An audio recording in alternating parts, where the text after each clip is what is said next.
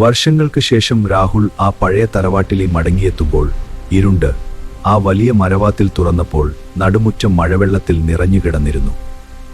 രാത്രിയിലെ ഏകാന്തതയിൽ നനഞ്ഞ ചെളി നിറഞ്ഞ കാലടികൾ, തടിയുടെ മുകളിലൂടെ പതുക്കെ നടന്നു നീങ്ങുന്ന ശബ്ദം. ആരോ അവനെ നിരീക്ഷിക്കുന്നുണ്ട്.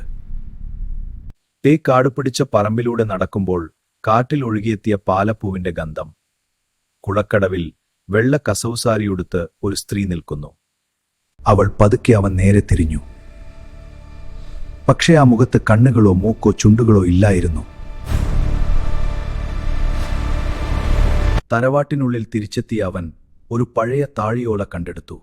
അവന്റെ മുത്തച്ഛൻ ഒരു ദുർമന്ത്രവാദത്തിലൂടെ കാവിലെ യക്ഷിയെ അവിടെ ബന്ധിച്ചിരുന്നു. പെട്ടെന്ന് വെളിച്ചമണഞ്ഞു. കൂരിരുട്ടിൽ എവിടെ നിന്നോ ചിലങ്കകളുടെ ശബ്ദം ഉയർന്നു കേൾക്കാൻ തുടങ്ങി. അത് അവനടുത്തേക്ക് വന്നുകൊണ്ടിരുന്നു.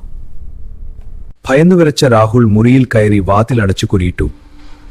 പ്രാർത്ഥനയോടെ ഒരു നിലവിളക്കൊട്ടുതി. എന്നാൽ ആ വിളക്കിലെ നാളം നീല നിറമായി മാറി.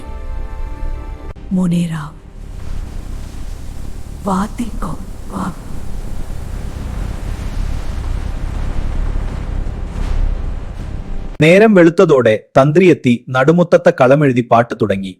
പെട്ടെന്ന് വീടിനുള്ളിലൂടെ ഒരു കൊടുങ്കാറ്റ് വീശിയടിച്ചു. കളത്തിലെ പൊടികൾ പറന്നുപോയി. ഒരുവിധം അവൻ അവിടെ നിന്ന് രക്ഷപ്പെട്ട് അവൻ കാറിൽ ആ ഗ്രാമം വിട്ടു. പക്ഷെ കാറിനുള്ള AC വെന്റിലൂടെ ആ പാലപ്പൂവിന്റെ ഗന്ധം വീണ്ടും ഉമയ്ക്കാം.